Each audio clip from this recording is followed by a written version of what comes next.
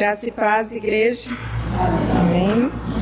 Que privilégio, né? Podermos estar mais uma vez na casa do Senhor, podermos louvar, estarmos na presença de Deus, que tem sido tão bondoso, tão misericordioso com as nossas vidas. Nós agradecemos a Deus por tão grande misericórdia que Ele tem tido com o seu povo. Eu convido a igreja a abrir as vossas Bíblias em Efésios, no capítulo 2.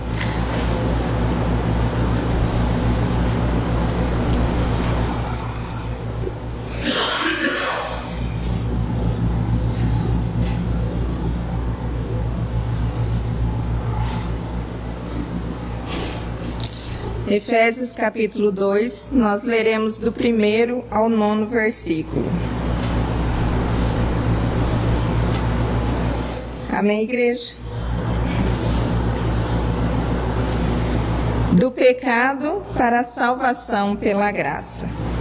Ele vos deu vida, estando vós mortos nos vossos delitos e pecados, nos quais andastes outrora, segundo o curso deste mundo, segundo o príncipe da potestade do ar, do espírito que agora atua nos filhos da desobediência, entre os quais também todos nós andamos outrora, segundo as inclinações da nossa carne, fazendo a vontade da carne e dos pensamentos, e éramos, por natureza, filhos da ira, como também os demais.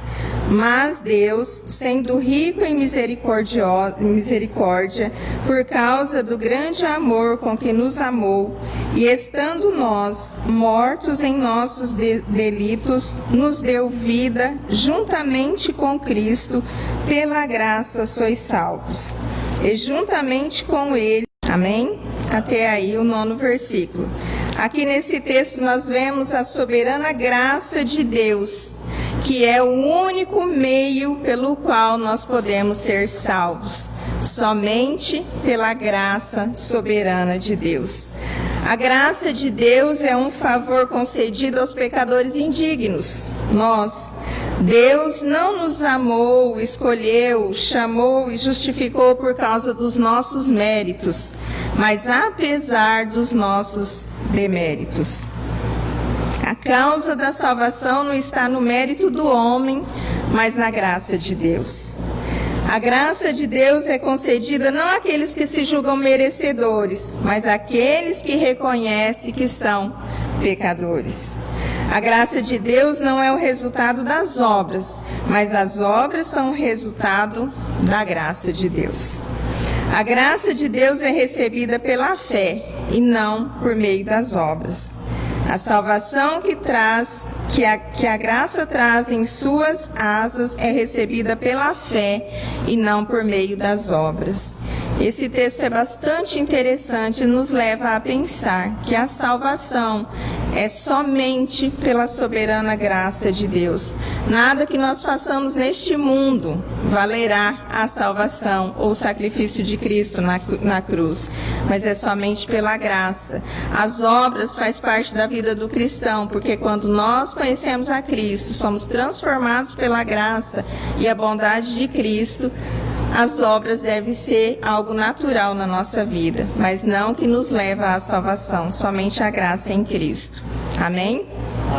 Eu convido a igreja a se colocar em pé e nós estaremos entoando o hino de número 97.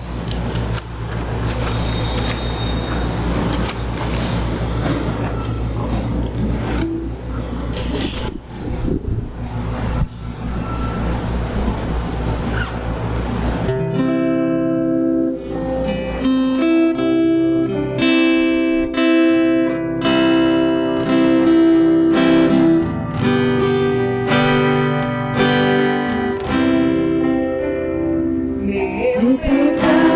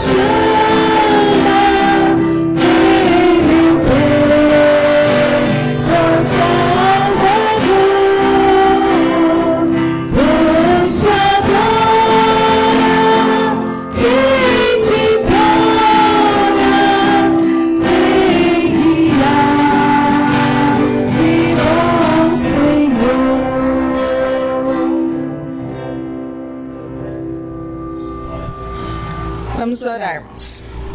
Senhor Jesus, Pai querido, nós nos colocamos, Senhor, na Tua presença neste momento. Senhor, como é gratificante, ó Pai, estarmos na Tua presença, Senhor. Como é bom, ó Deus, podermos adorar e engrandecer o Teu nome, ó Deus. Obrigado, Senhor Jesus, por este privilégio de estarmos na Tua casa e na Tua presença, Senhor, para podermos, ó Pai, encher os nossos corações a cada dia mais do Teu Espírito Santo, Senhor. Fala conosco, ó Deus amado, durante esta noite. Venha nos aquecer com o Teu doce Espírito Santo, ó Pai. E cada ato deste culto, Senhor, nós entregamos diante do Teu altar, ó Pai amado. Obrigado, ó Deus, pela salvação em Cristo Jesus. Obrigado, ó Deus amado, pela Tua proteção. Obrigado, Senhor Jesus, pelas Tuas misericórdias que se renova cada dia no meio do Teu povo, Senhor. Nós oramos no nome de Jesus. Amém. Amém.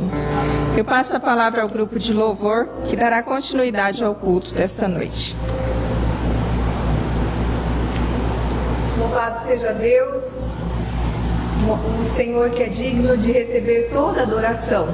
E esse cântico que entoaremos é uma promessa do Senhor que diz: buscar-me-eis e me achareis quando buscardes de todo o vosso coração.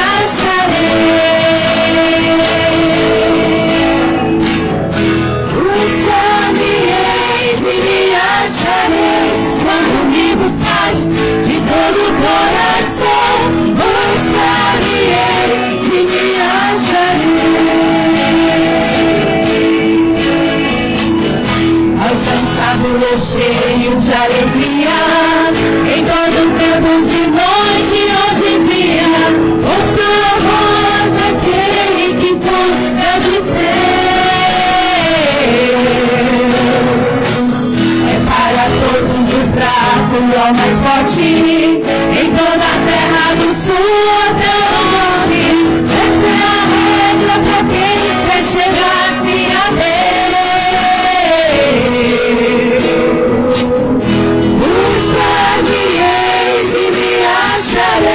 Quando me buscares de todo o coração, buscar-me-eis e me achareis.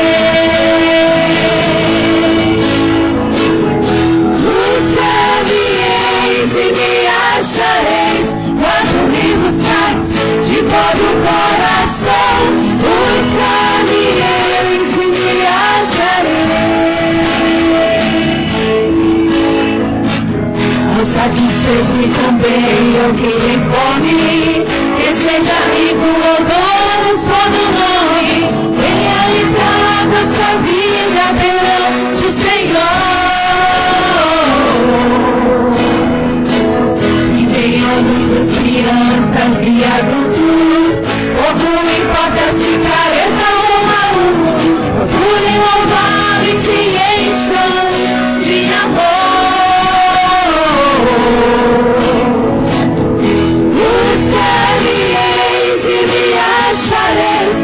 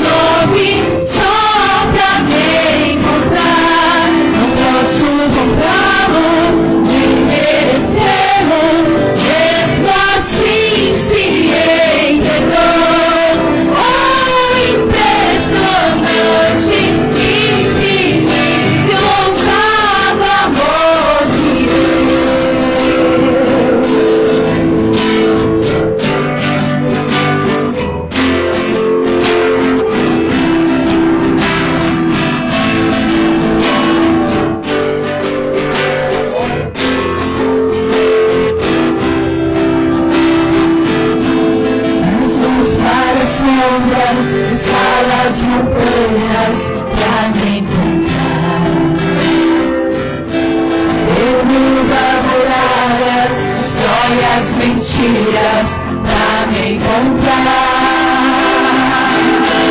Nas tuas malas sombras, escalas montanhas pra me encontrar. Derruba as muralhas, destrói as mentiras pra me encontrar. Nas tuas malas sombras, escalas montanhas pra me encontrar. Derruba as muralhas, destrói as mentiras pra me encontrar.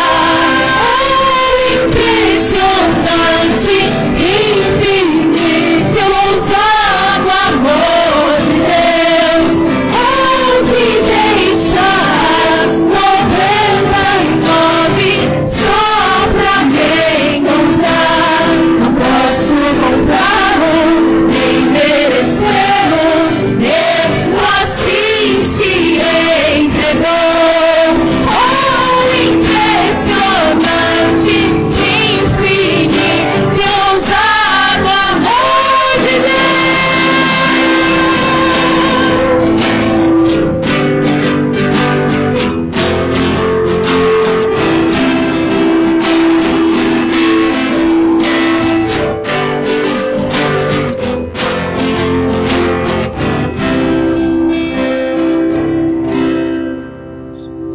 O Deus nos ama e não tem como ficar indiferente a esse amor de Deus. Talvez você se acostumou em ouvir que Jesus te ama, mas é fato, é verdade, é mais do que ouvir.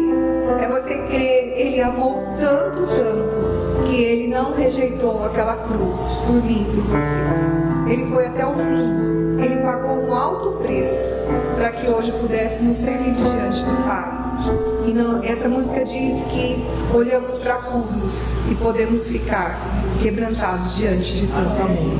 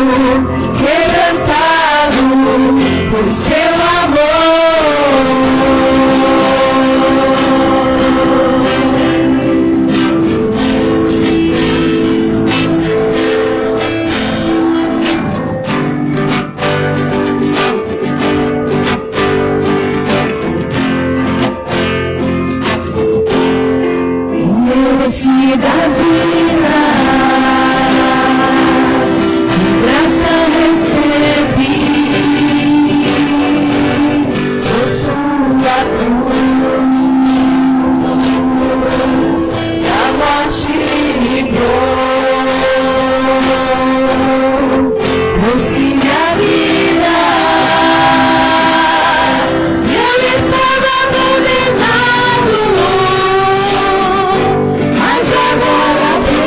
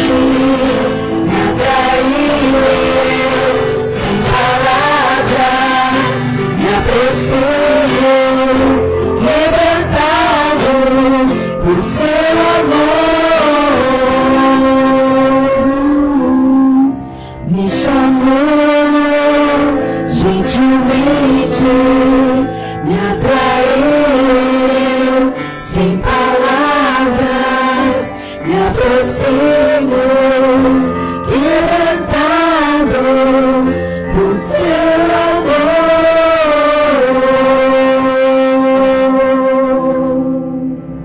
Obrigado, meu Deus, obrigado, Senhor, por tão grande amor por nós.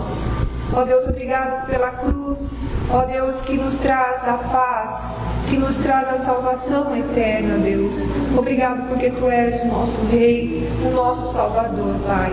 E a Ti rendemos graças, louvores, pois Tu és digno de toda a nossa adoração. No nome de Jesus, ó Pai, aceita a adoração do Seu povo nessa noite, para a glória do Teu nome. Amém. Podeis sentar, queridos.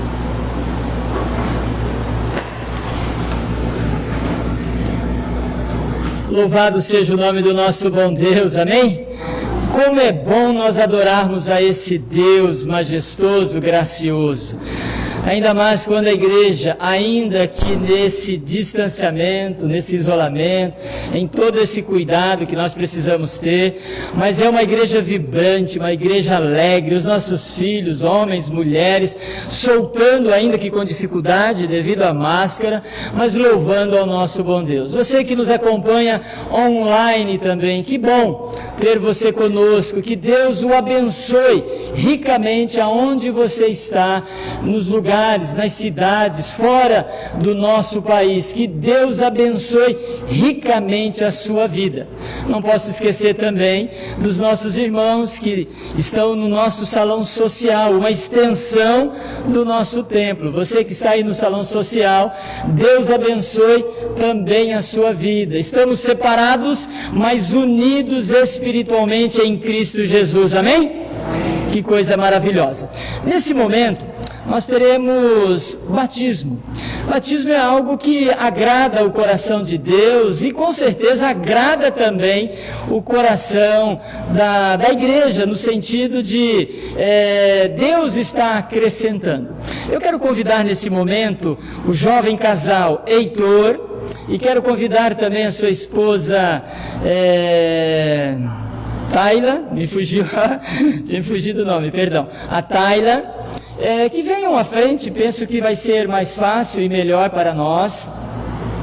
Eu peço desculpa aos irmãos que estão conosco online, aos irmãos que estão também no salão social. Provavelmente vocês não ouvirão a minha voz nesse momento dessa cerimônia, mas não fiquem bravos conosco, que em breve nós vamos estar nos adaptando para que você também, fora desse microfone, possa nos ouvir. Fiquem aí.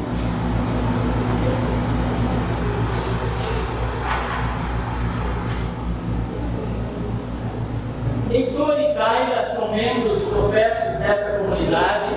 Eles entenderam muito bem o amor do pastor quando velho. Vamos fazer a igreja crescer, multiplicar. E aí, de alguma forma, Deus os abençoou. É um jovem casal da igreja, Deus tem abençoado ricamente a vida deles. E Deus os presenteou com a filha, com a Lavinha. E a Lavinha é uma criança muito querida. Quem presenciou, tempos atrás, a mãe cantando e ensinando hinos para ela. E ela ficava admirada, né? Só como se estivesse repetindo. A igreja presbiteriana, ela faz o batismo infantil. E é importante dizer a todos os amigos que estão aqui que o batismo não tem um aspecto salvífico, como algumas denominações entendem. Mas também é importante dizer que o batismo faz parte da aliança de Deus. Obrigado, Sheila, obrigada. Sheila vai nos auxiliar, obrigado. É importante dizer também que o batismo faz parte da aliança de Deus com o seu povo. Quando nós olhamos o Antigo Testamento, quando se falava da circuncisão, quando nós entramos no Novo Testamento, famílias inteiras eram batizadas e os nossos filhos. A pergunta que sempre faço, que nós devemos nos perguntar é: por que nós colocamos o sobrenome que nós temos aos nossos filhos? É justamente para identificá-los como parte da família que eu sou. De igual modo também o batismo, ele não salva a Lavínia, mas ele está identificando que os pais têm uma aliança com Deus e os pais agora querem estender, pela graça de Deus, este sinal da aliança. Mas antes de fazermos o batismo a ela, é preciso fazer pelo menos 3 perguntas ao jovem casal. E vocês precisarão responder bem alto, audível, para que o pessoal do salão e aqueles que estão conosco na live possam compreender. A primeira pergunta que eu faço ao casal, e vocês podem responder amém ou misericórdia, tá bom? Vocês prometem criar a Lavínia nos caminhos de Cristo Jesus, e que ela precisa conhecer a graça desse Deus Salvador, sim ou não? Sim. E mais, vocês prometem orar por ela, ler as Sagradas Escrituras a ela, enquanto ela não tiver a alfabetização. Vocês se comprometem com isso, sim ou não? Sim. Sim. A última pergunta: vocês prometem trazer a Lavínia à casa do Senhor, nos cultos de escola bíblica dominical, nos cultos vespertinos e em todas as atividades que assim a igreja oferecer a vocês e a todos que aqui estão, sim ou não? Sim. Que bom. Feito a promessa, vamos fazer o batismo sobre ela.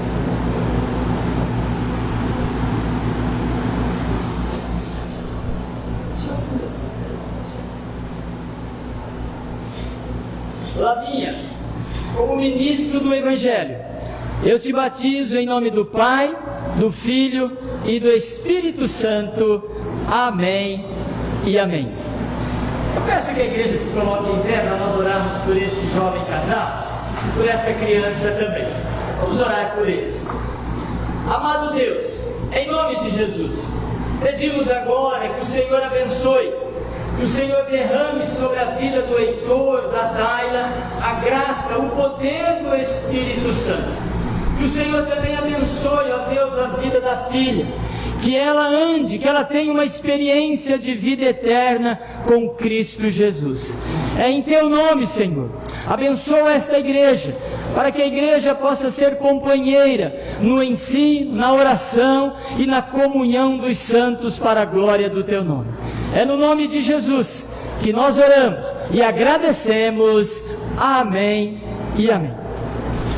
Deus abençoe Heitor, Deus abençoe Tayla, Deus abençoe vocês. Vamos poder se assentar. A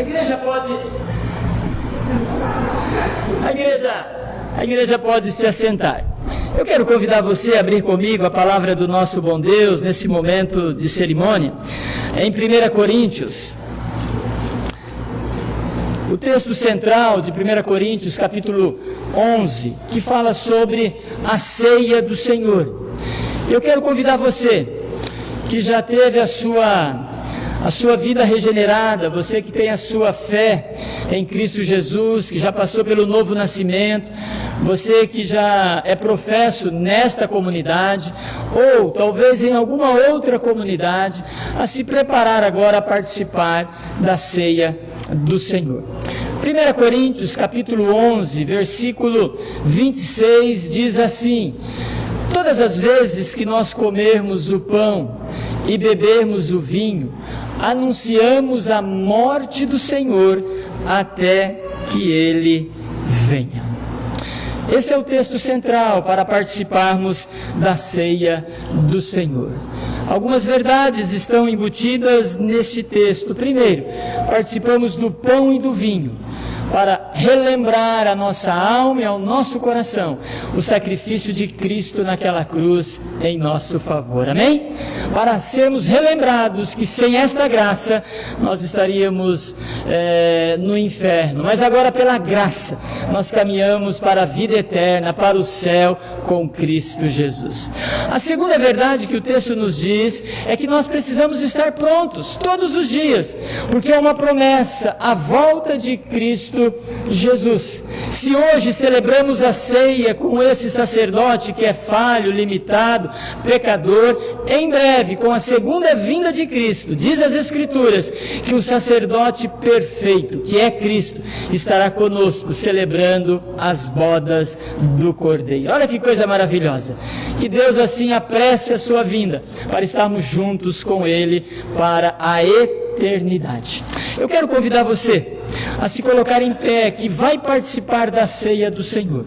Você que pegou o cálice ali na porta, né, devido a essa pandemia, mudou-se algumas formas. Você pegou o seu cálice, ele é descartável, ele é só seu. Eu quero convidar você que está no salão social, possa se colocar em pé também, para participarmos da ceia do Senhor.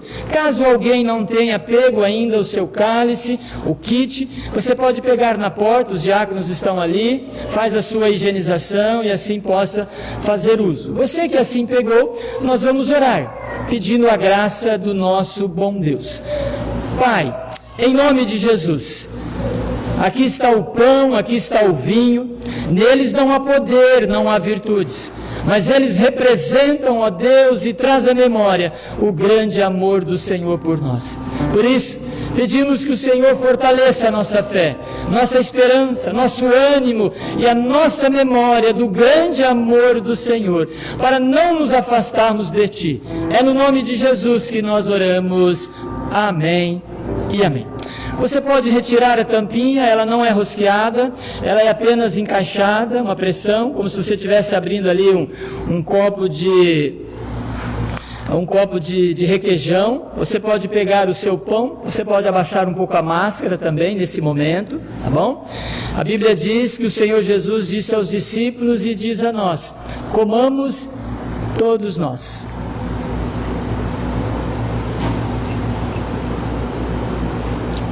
Você pode também tirar esse adesivo, é como se estivesse abrindo um copo d'água. Você que está no salão social também possa nos acompanhar. E o mesmo Deus que disse que podemos comer todos nós juntos, também afirmou para todos nós bebermos.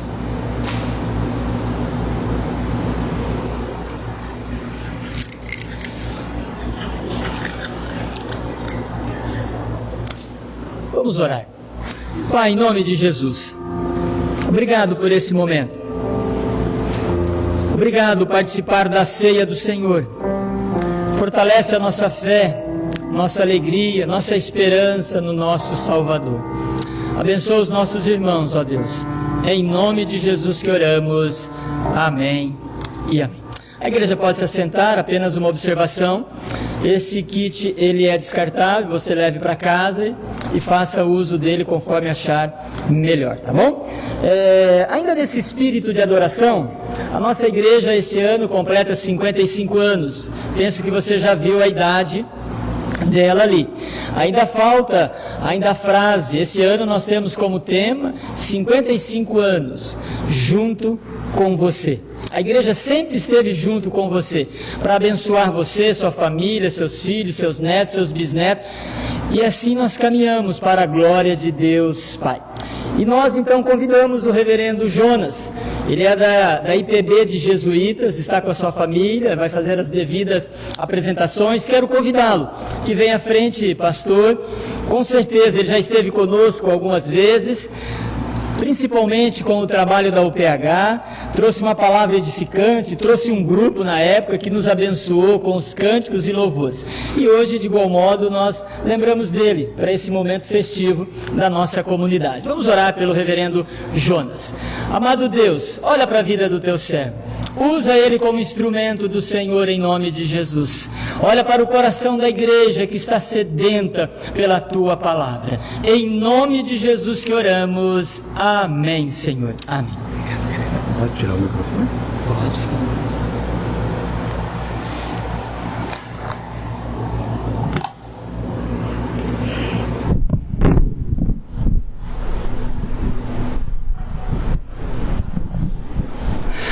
Boa noite. Tudo bem com vocês? coisa boa, fico muito feliz de estar aqui mais uma vez. E eu fico pensando o que seria dos nossos irmãos há 55 anos atrás, se eles tivessem que passar por isso que nós estamos passando agora. Tira a máscara, põe máscara. É uma igreja híbrida. Já não sei se eu falo para vocês ou falo para a câmera. Ainda mais agora que eu sei que fora os irmãos que estão online, ainda tem uma galera lá atrás. Jesus Cristo. Ser igreja não está sendo fácil. Ainda bem que igreja é muito mais do que o templo, é muito mais do que o ajuntamento. Igreja é a misericórdia de Deus sobre a nossa vida e o privilégio de poder ter acesso direto ao trono da graça. Amém? Muito bom ser igreja. Opa, tá. 55 anos junto com você. Quem é o crente mais velho que está aqui da igreja? Levanta a mão assim. Geralmente tem sempre aquele que sabe que ele é o mais velho da igreja. Não é de idade não, gente. Mais tempo de casa. Quem é que tem mais tempo de casa aqui? Ninguém? Todo mundo ouviu? Quem já está na igreja há 10 anos? Levanta a mão. Aê, comecei. Vê quem dá mais, hein? Quem já está aqui há 20 anos? Você nasceu na igreja, meu filho? Coisa boa, 20 anos. Quem já está aqui há 25 anos? Não é mais de 10 em 10, né? 30 anos se fala mais nisso. Olha, quem está aqui há 35 anos, não é nem uma mão levantada, está alguém também não? Lá no céu não tem. Então vai dizer que os velhos você põe lá atrás, né? Que coisa feia. A igreja bonita você trouxe para cá, né? Viu aí como é que o negócio funciona? É assim que a gente pega a estratégia do pastor. Estou brincando, gente.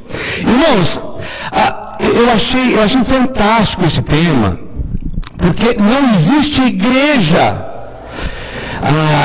se não for junto com você. Lembra daquela música antiga da época do pastor Nilson? Eu preciso de você, você precisa de mim, nós precisamos de Cristo. Pois é mais ou menos isso, mas é muito mais que isso. Sabe o que é mais do que isso? Porque nós temos dois perigos muito grandes. Primeiro, de você achar que você é uma ilha. Irmãos, pasmem, muitas pessoas nessa pandemia tiraram férias de você pode ser igreja. Eles acharam que pode ser igreja sozinho. Não dá para ser igreja sozinho. Você vai ser um ermitão. Alguém que se enclausura e acha que Deus fala só com ele, ele é santo no canto dele, e que todo mundo abaixo dele não é digno da presença dele. Isso não é ser igreja. Agora nós temos um outro perigo também, que nós temos um clubinho. Tudo nós aqui. Não pode ser nada para os outros de fora, é só para a gente, só é salvo quem está aqui dentro, e as bênçãos é só para nós, existe uma nuvem só aqui em cima do templo.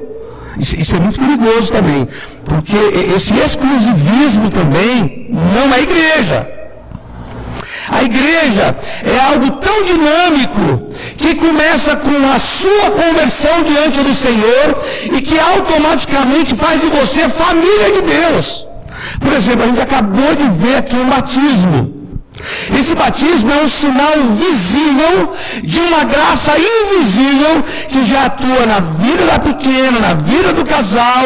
E hoje, enquanto observávamos o batismo, nós nos comprometíamos de orar pela família, de orar pela criança e de ser bênção na vida da criança e da família. Você entende isso? Isso é ser igreja. Isso é ser igreja na origem da palavra, de estar envolvido de verdade.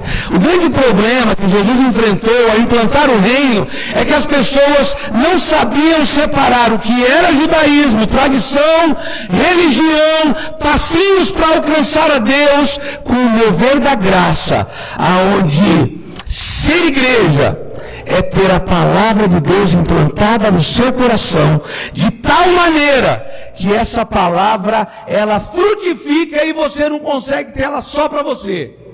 Vocês lembram quando prenderam Pedro e João e falaram assim, a gente vai soltar vocês, mas vocês têm que prometer um negócio para a gente, vocês vão ficar caladinho, não vai falar mais de Jesus para ninguém, lembra disso? O que foi que João respondeu para ele, Pedro? Nós não podemos parar de falar falar aquilo que nós temos visto e ouvido. Você consegue entender a complexidade disso tudo? Agora, se não bastasse tudo isso, a gente tem vivido um novo momento na igreja. Nós começamos uma nova série hoje lá em Jesuítas, e eu quis fazer um trocadilho pegando o antigo lema da reforma, que é a igreja reformada sempre se reformando. E eu coloquei assim como nosso tema mensal, o antigo lema para uma nova igreja. Porque, irmãos, a gente vai ter que se adaptar. E eu gosto muito de uma ilustração, que é a ilustração do vaso e da flor. A palavra de Deus é como se fosse essa flor. Nela a gente não mexe. Ela é viva, ela produz, ela cresce, ela edifica.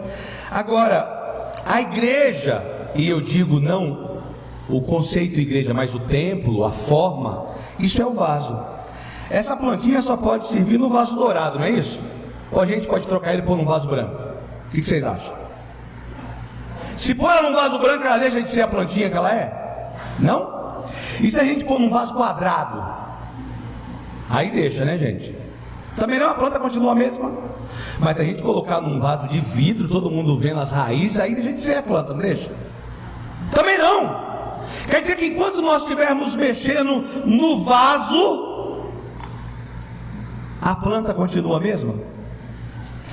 Esse vai ser o grande desafio que nós, enquanto igreja, vamos ter que ter para poder alcançar e estar juntos. Eu estava brincando com o pastor Nilson ali, dizendo para ele assim, que eu admiro ele, né?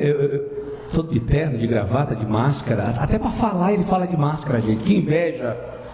Eu não dou conta de usar terno mais. Eu vim de Minas tem 5 anos. Esse é meu 5º ano que eu estou trabalhando aqui. Fiquei sabendo que o nosso evangelista me conhece de lá, coisa boa. E lá já era difícil para mim lidar com terno, né? Assim, mas lá era um presbitério do pastor Roberto Brasileiro, pensa. Aí você tinha que manter assim, né? Mas tá, vamos lá. Só que aqui no Paraná vocês não sabem brincar, né? Aqui quando é quente, você derrete. E quando é frio, você congela. Não dá para ficar naquele clima de Minas, que você ainda pode fazer um negocinho assim, né? Eu brinco às vezes com a minha igreja lá, que a última coisa que eu pensava na minha vida era comprar um ar-condicionado. Quando eu cheguei aqui, eu não fiquei 2 meses morando aqui sem comprar um. Não dava. Eu cheguei aqui em dezembro, dia 15 de dezembro, pensa que delícia. Entendeu? E eu tinha vindo para cá também com um carrinho simplesinho, sem ar-condicionado, meu filho, durou pouquinho, não dá. Então, a gente teve que acabar se adequando. Mas quando eu cheguei aqui, e eu conversei com o meu conselho, eu falei assim, gente, vocês não levam mal não é nada contra vocês não, eu sou apaixonado por vocês, mas eu não consigo mais usar terno nesse calor. Ele falou, não, pelo amor de Deus, pastor, não põe não.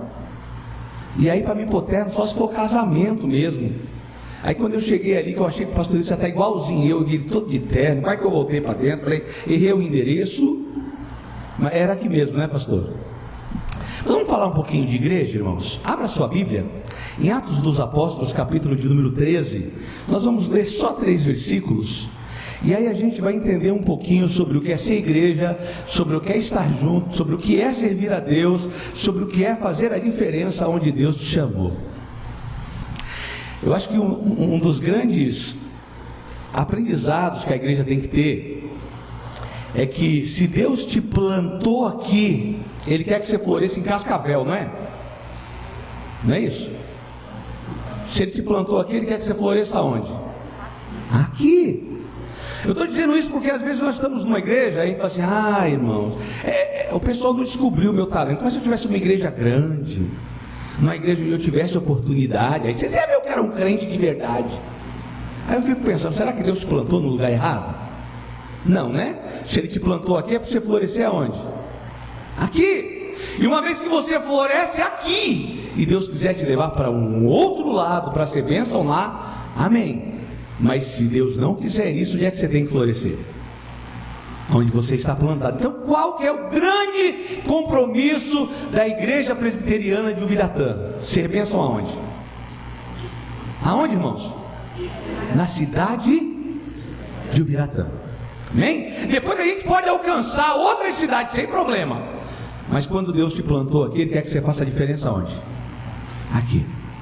E às vezes nós estamos tão preocupados com tantas coisas que a gente esquece de ser bênção aonde a gente foi chamado. Olha o que diz a palavra de Deus. Atos capítulo 13.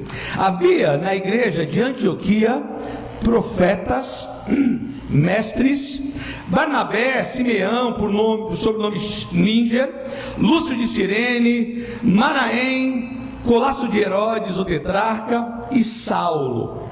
Servindo eles ao Senhor e jejuando, disse o Espírito Santo: separai-me agora, Barnabé e Saulo, para uma obra que eu os tenho chamado. E então, jejuando, orando e impondo sobre eles a mão, os despediram. Só que, Deus, essa é a tua palavra, nós somos o teu povo, e o desejo do nosso coração é que a tua palavra, ela penetre a nossa alma e ela frutifique de uma tal maneira que a gente entenda que foi visitado pelo Senhor e que foi desafiado pelo Senhor, em nome de Jesus. Havia uma igreja em Antioquia. Como que havia uma igreja em Antioquia, meu irmão? Você sabe como é que essa igreja foi parar em Antioquia? Não?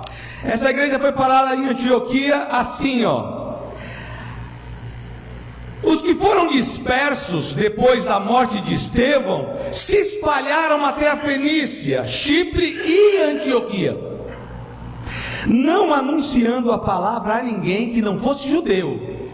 Alguns deles, porém, que eram de Chipre e de Cirene, foram até Antioquia, que falava também o evangelho aos gregos, e anunciavam o evangelho, o amor de Jesus, e a mão do Senhor estava sobre eles, e muitos dos que creram se converteram ao Senhor, e a notícia se espalhou e chegou ao ouvido da igreja de Jerusalém. E então enviaram Barnabé até Antioquia.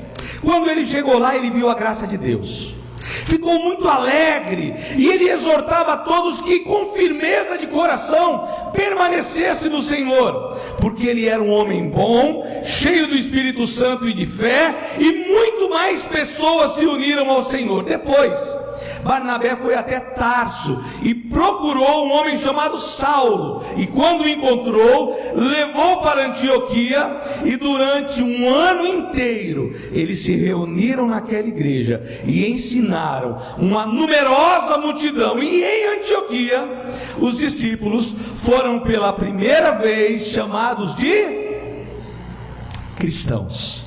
Eu acabei de ler Atos capítulo 11. Irmãos, a igreja de Antioquia é uma igreja que nasce fruto da morte de um servo de Deus, em que os crentes com medo fugiram e alcançaram essa cidade.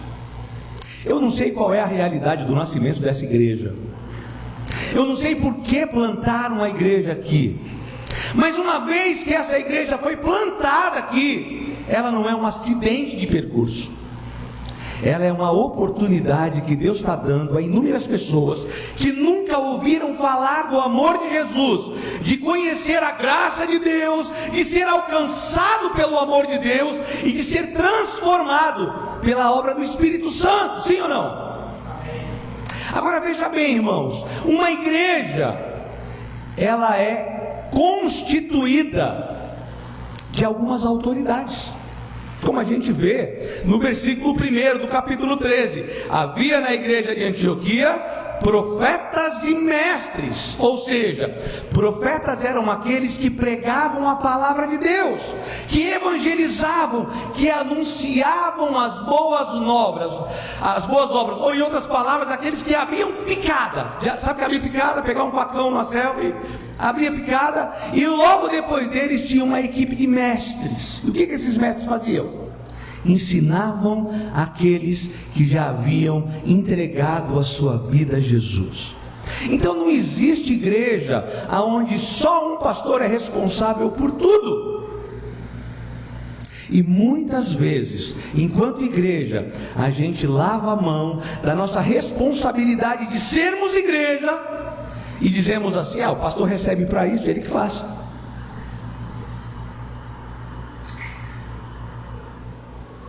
E às vezes o pastor faz. Não, eu posso deixar aqui, obrigado pela assessoria. E às vezes o pastor faz. E uma das coisas mais lindas que eu vi é que é muito raro quando a família do pastor é envolvida na igreja. Vocês têm esse privilégio aqui. Porque via de regra, quando a família do pastor envolve na igreja, nunca é coisa muito boa, né? E quando eu vi filha tocando, é a esposa que toca também, não é? Que coisa boa, né? Você toca também, não? Que legal. Que legal. Não, irmãos, porque às vezes os pastores são tão pressionados a fazer algumas coisas que ele acha que ele tem que ser enfermeiro, que ele tem que ser conselheiro, que ele tem que ser construtor, que ele tem que ser o músico, ele tem que ser o que ensina, ele tem que ser o que batiza, ele é o que faz o funeral, e ele até que dá receita da avó dele, porque a comida dela é melhor. E uma coisa que eu tenho aprendido na vida é que quem acha que faz muita coisa não faz nada direito. Se você for contratar um pedreiro e ele falar que ele faz tudo, você já pode mandar ele embora, nem contrata ele. Quem acha que faz muita coisa não faz nada direito. O que eu quero dizer é que quando Deus planta uma igreja, Ele tem uma missão para essa igreja. Você concorda com isso? E Deus nunca nos manda fazer nada sem nos dar tudo aquilo que a gente precisa, sem nos prover de ferramentas, de especialidades, de capacidades, nos empoderar a ponto da gente realizar com tranquilidade, submissão e bênção diante de Deus tudo aquilo que Ele colocou no nosso coração. Agora, o grande problema é que às vezes nós não percebemos que nós fomos chamados para determinadas áreas. Deixa eu fazer uma pergunta para você: quanto tempo vocês ficaram fechados, pastor, a igreja? Fechado de vez? 90 dias? Só 90 dias? Que isso, eu guardei mais quarentena que você? 4 meses. Ah não, aí você, né? Porque, irmãos, nós abrimos a nossa igreja quando fez 4 meses. 4 meses que a igreja estava fechada. E quando a pandemia começou, a gente surtou, né?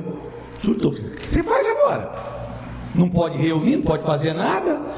E há muito tempo atrás, um dos jovens da minha igreja comprou uma câmerazinha como aquela ali, um webcam, e ele falou assim, o Lucas, falou: pastor, eu vou começar a filmar seu culto. Eu falei: rapaz, problema é seu, você só não me mostra. Isso há uns 2 anos atrás. E ele é mais doido que ele, começou a filmar e colocar no negócio da nossa igreja lá. E Deus é testemunha, eu nunca vi. E como a gente não tinha uma mesa que dava acesso a todos os microfones, ele só filmava a mensagem. Então o louvor não era filmado, era só a mensagem, aí beleza.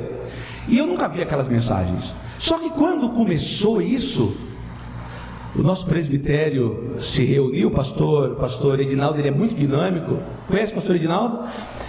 A gente fala até que ele é aquela criança baguncenta demais, hiperativo. Fala, não, juntou o pastor Léo, o pastor Edinaldo, eles são hiperativos demais, não para. E aí, logo que começou a pandemia, ele reuniu com o presbitério e falou: gente, vocês perceberam que nós estamos vivendo um novo momento da igreja, e nesse novo momento da igreja a gente vai ter que se reinventar. E uma das coisas que você vai ter que fazer é falar com a sua igreja pela câmera. E aí, irmãos, pensa um cara que teve que passar por uma tribulação, que é sentar diante da câmera e começar a gravar um culto, né? Só que nós somos desafiados pelo Edinaldo. Ele diz assim: ó, já que a maioria de vocês é igual eu, amador, quer um conselho? Faz todo dia. Todo dia. Todo dia. Não é de só segunda, quarta e domingo, não. Faz todo dia o negócio, papai. E eu falei: vamos fazer negócio todo dia. Então, quando começou a pandemia, eu comecei a escrever uma devocional todos os dias cedos. Eu nunca tinha feito isso na minha vida, mas eu me desafiei a fazer isso, e me desafiei a gravar uma live todos os dias à noite.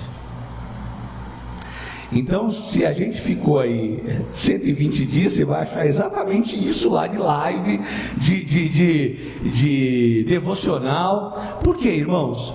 Porque a gente precisa perceber como Deus está movimentando as coisas. Porque, como eu disse a você, a igreja não é parede, a igreja não é inerte, a igreja é um movimento de Deus na nossa vida que é tão intenso que a gente não consegue ficar só para a gente começa a colocar isso para fora. A gente consegue compartilhar a graça de Deus com as pessoas. Como disse Pedro e João, nós não podemos parar de falar aquilo que nós temos visto e ouvido. Então essa igreja, ela era uma igreja atuante. Por quê? Porque ela era uma igreja onde cada um sabia o que tinha que fazer. Agora veja bem, irmãos, o versículo 2 diz assim, ó: e servindo ao Senhor, o Espírito Santo disse. Irmãos, deixa eu falar uma coisa para você. Crente que não serve para ser crente. Guardou no seu coração? Crente que não serve para ser crente. Ou seja, quando nós somos tocados pelo Espírito Santo, Deus se torna o nosso Senhor. Se Ele é o nosso Senhor, quem é o servo? Quem é o servo, irmão? Eu. O grande problema, irmãos, é que nós vivemos numa sociedade que adora ser servida. Então agora nós temos um confronto da palavra de Deus, aonde Deus nos norteia a servir. E nós temos uma geração, e nós vivemos num mundo que diz, não, você precisa ser servido. E aí agora você tem um choque de realidade. Qual foi o último exemplo prático que Jesus deu para mim e para você? Quem lembra?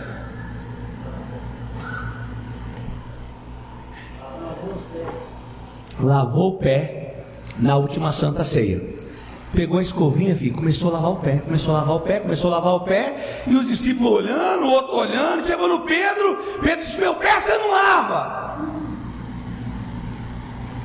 Jesus disse assim, se eu não lavar seu pé, você não tem parte comigo. Foi então dar logo um banho. Menos Pedro. Pedro é assim, ele é extremo, né? Mas ele falou uma coisa pra gente, falou assim, ó, o que eu faço agora vocês não entendem, mas vocês vão entender depois, porque vocês me chamam de mestre e fazem bem, porque eu sou mestre. E se eu sou mestre e lavei o pé de vocês, o que vocês devem fazer? Deixa uma pergunta assim solta, né? O que vocês devem fazer?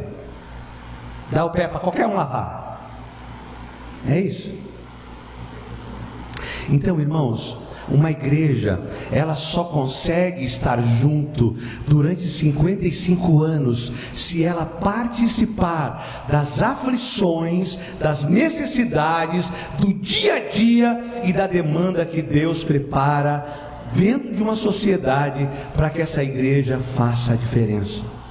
Irmãos, todas as vezes que eu vou pregar numa igreja, no aniversário da igreja, eu gosto de fazer uma pergunta, e eu quero que você responda essa pergunta para você, porque a igreja não é o templo, a igreja é você. Mas vamos pensar a nível de templo. Se esse templo fechar a porta agora, nunca mais essa igreja vai abrir. Ela faz alguma falta para a sociedade? Eu não estou perguntando para você, estou perguntando para você. Porque você tem os seus amigos aqui dentro, você tem o seu ciclo de amizade, de convivência. Para você eu sei que vai fazer falta. Eu estou perguntando para a sociedade.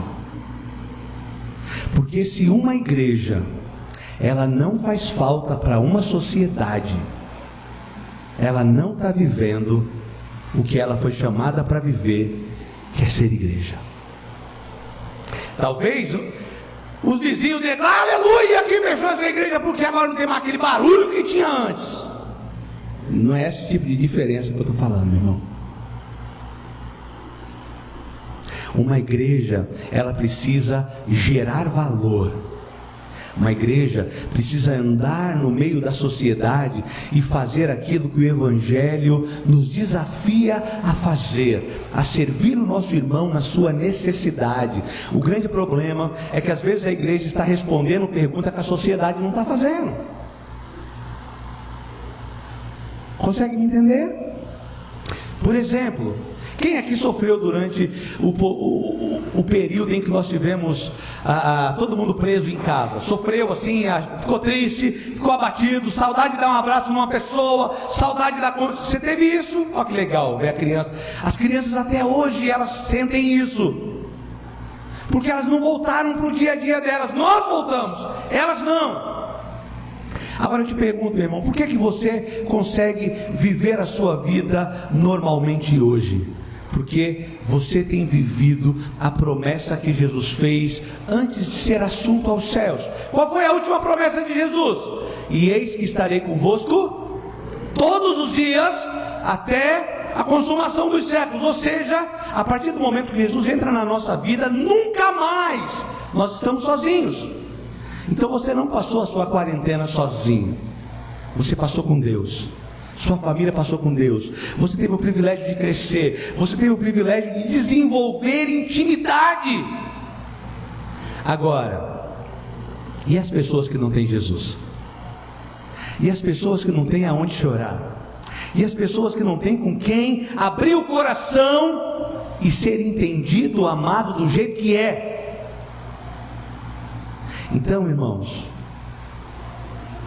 eu quero acreditar no meu coração que durante a pandemia você não pensou só em você, mas que você pensou nos seus colegas de trabalho, que você pensou nos seus vizinhos, que você pensou nas pessoas que estavam passando por dificuldade, e você deu um telefonema, e você mandou uma mensagem, e você mandou um texto bíblico, e você tentou inspirar, mesmo à distância, mesmo sem estar presente, sendo bênção na vida das pessoas com quem você convive, correto?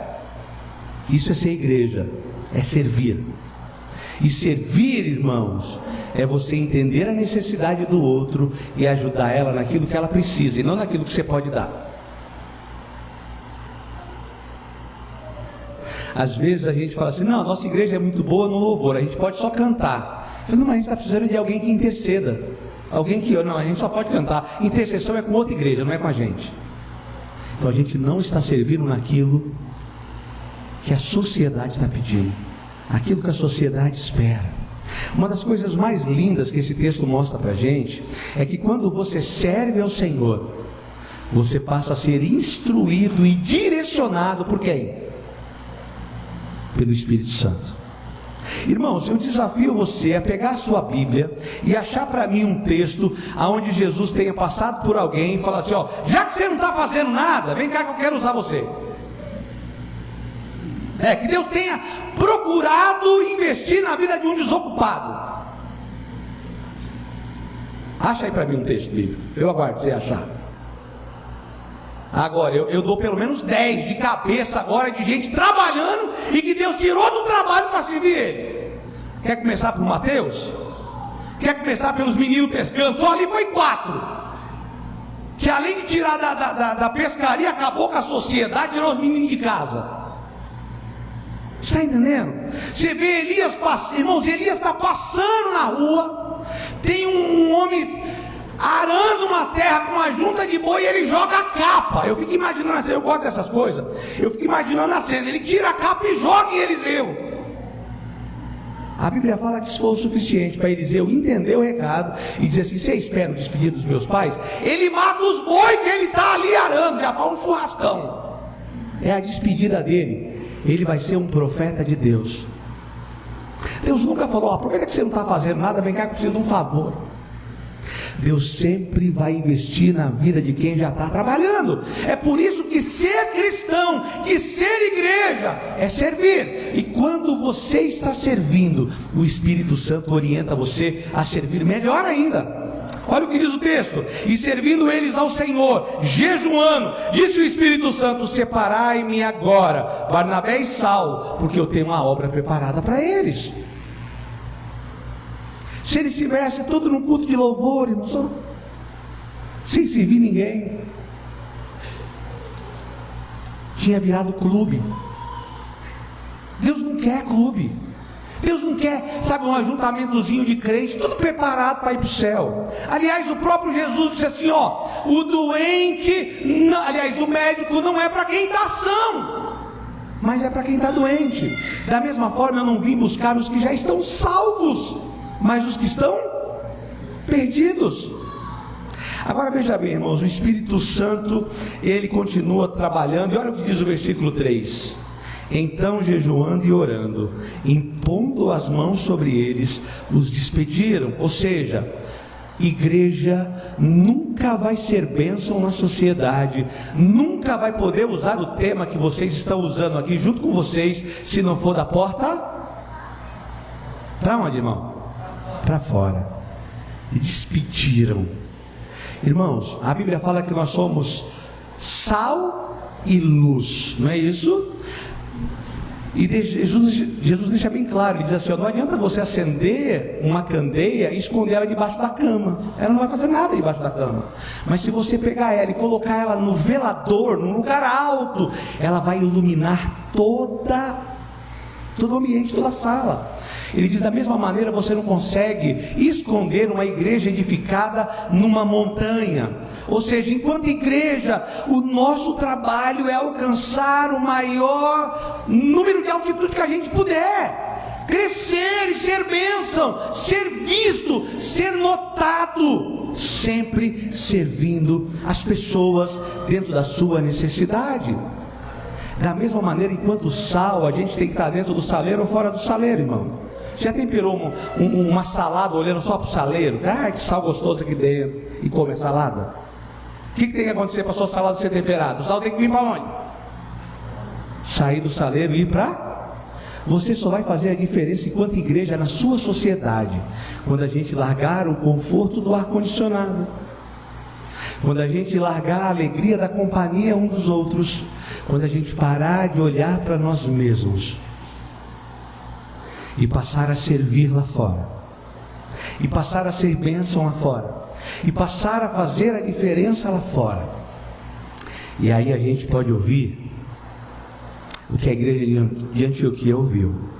E nessa igreja, pela primeira vez, os discípulos foram chamados de cristão, ou seja, de imitadores de Cristo. Então a minha pergunta para você é: será que a sociedade tem visto Cristo em nós? E será que para ver Cristo em nós a gente tem que mudar a nossa voz, a nossa rotina, a maneira de ser? Será que é assim que... O que você acha? Só para a gente encerrar, antes de eu orar com vocês, eu sei que o horário é corrido, né? Eu me lembro de uma história de um rapazinho que estava vendendo laranjas na frente do metrô, no terminal de metrô.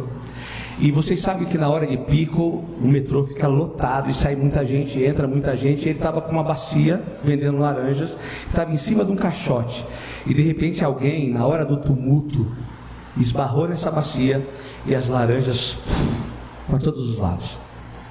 Todo mundo com pressa, todo mundo seguindo a sua vida, todo mundo olhando para os seus próprios compromissos, cada um foi para o lado. E aquele menino desesperado, com medo do prejuízo, pegou a bacia, joelhou no chão e começou a pegar as laranjas. E de repente, do nada, um rapaz viu aquilo e começou a ajudar ele. Pegava as laranjas, punha na bacia, pegava as laranjas, punha na bacia, pegava as laranjas. E as laranjas estavam correndo e ele foi atrás e pegou. E de repente, quando acabou de juntar tudo, o menino falou: você pode fazer uma pergunta? O pai falou logo, ele falou: você é Jesus? O pai falou: não, eu não. Sou Jesus não. Por quê? Porque minha mãe sempre me ensinou que na hora que a gente mais precisasse, Jesus ia aparecer. Está entendendo, irmãos? Isso é servir na necessidade. Isso é ser Deus aonde está sendo preciso. Ser a palavra de Cristo. Ser a unção do Senhor dentro da necessidade. E sinceramente, meu irmão, vocês moram numa cidade abençoadíssima, aonde tem escolas, aonde tem creches, aonde tem hospitais, aonde tem empresas, aonde tem um montão de demandas esperando pessoas que são Cristo na hora da necessidade. Então aquela pergunta que Jesus fez a Isaías lá no Antigo Testamento: quem há de ir por nós? A quem enviarei? Ela continua ecoando na alma de todos aqueles que entenderam que Jesus é aquele que pega a brasa viva, que toca na nossa vida e que purifica os nossos pecados. Você quer ficar limpo dos seus pecados para quê? Para desfilar limpinho? Para mostrar eu não peco e você peca? Eu sou melhor do que você? Ou é para dizer para os outros pecadores aonde existe a possibilidade de serem limpos também? Então, que esse tema, 55 anos junto com você, seja muito mais que um tema, seja um lema dessa igreja. Que essa igreja entenda que ser igreja é estar junto, servindo nas necessidades da comunidade em que vocês foram plantados. Amém? Pai, obrigado, Deus. Obrigado pelo privilégio que o Senhor tem nos dado de poder estar mais uma vez nessa igreja e de poder ministrar a Tua palavra. Nós sabemos, Deus, que a Tua palavra não volta vazia, mas ela cumpre aquilo que lhe apraz. Então nós temos certeza, Deus, que o Senhor, assim como tocou o meu coração, o Senhor tocou o coração de muitas pessoas nessa noite. E eu não quero apenas, Deus, que o Senhor os incomode, mas eu quero, Deus, do fundo do meu coração, que se for preciso, eles nem durmam essa noite, pensando na responsabilidade que é ser uma igreja junto com a comunidade. E que assim eles possam servir, e que assim eles possam falar, e que assim eles possam fazer a diferença, a tal ponto de que a comunidade possa expressar grandes coisas o Senhor tem feito por eles. E é por isso que nós estamos alegres. Obrigado, Deus, pela vida dessa igreja. Obrigado, Deus, pela vida do teu líder que o Senhor colocou aqui. Obrigado pela vida da família que junto com ele pastoreia essa igreja. Obrigado pela liderança. Obrigado, Deus, pela constituição de cada presbítero, de cada diácono, de cada sociedade. Por isso, Deus, que eles possam ser bênção aonde quer que o Senhor os leve, para que essa igreja seja sempre lembrada como uma igreja atuante, que gera valor no meio de Biratã. É a nossa oração, no nome santo de Jesus. Amém. Deus abençoe vocês, irmãos.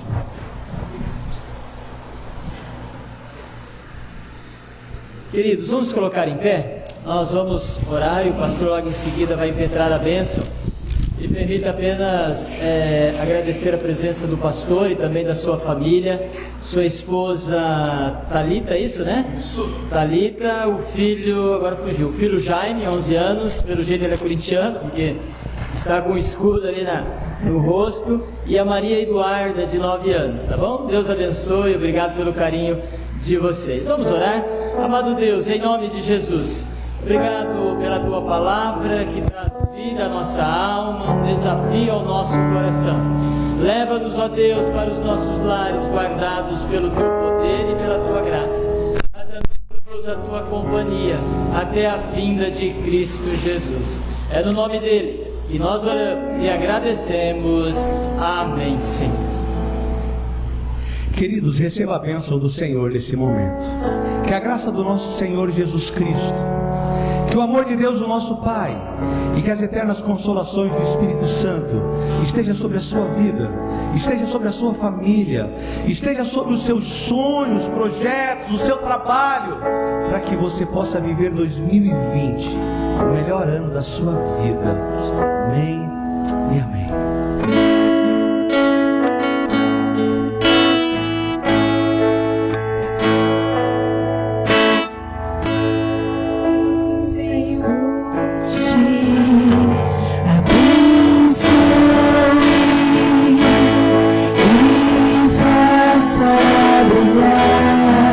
Seu rosto em ti.